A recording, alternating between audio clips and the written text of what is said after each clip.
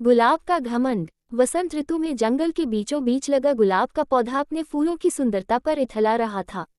पास ही लगे चीड़ के कुछ पेड़ आपस में बातें कर रहे थे। एक चीड़ के पेड़ ने गुलाब को देखकर कहा, गुलाब के फूल कितने सुंदर होते हैं। मुझे मलाल है कि मैं इसके जैसा सुंदर नहीं हूँ। मित्र, उदास होने की आवश्यकता नहीं है। हर किसी के पास सब कुछ तो नहीं हो सकता। दूसरे चीड़ के उसकी इस बात का उत्तर दिया। गुलाब ने उनकी बातें सुन ली और उसे अपनी सुंदरता पर और गुमान हो गया।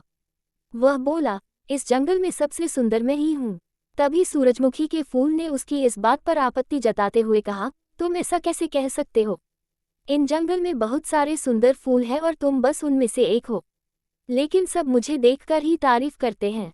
गुलाब ने इतराते हुए कहा, देखो इस नागफनी के पौधे को। ये कितना बदसूरत है। इस पर तो कांटे ही कांटे हैं।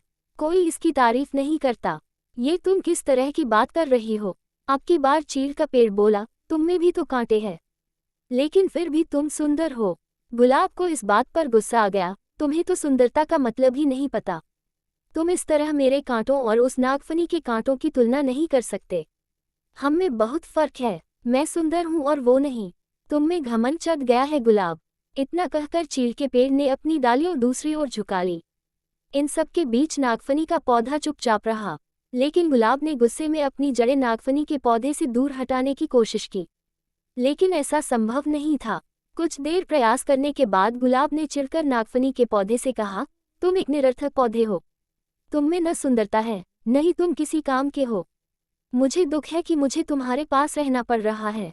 गुलाब की बात सुनकर नागफनी को दुख हुआ और वह बोला, भगवान ने किसी को भी निरर्थक जीवन नहीं दिया है।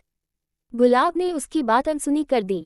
मौसम बदला और वसंत ऋतु चली गई। धूप की तपिश